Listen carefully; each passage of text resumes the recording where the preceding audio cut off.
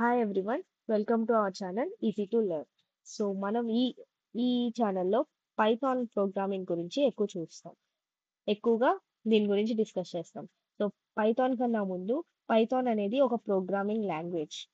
So అసలు programming languages లో ఏమేమి ఉంటాయో చూద్దాం first. Like C plus plus, Java, Python అనేవి ఉంటాయి. సో మనం దీన్ని కాన్సన్ట్రేట్ చేస్తాం. So first, what is Python?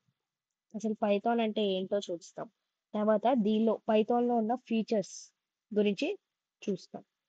తర్వాత comparison of two programming languages, మనం జావా వర్సెస్ పైథాన్ గురించి కంపారిజన్ చూద్దాం.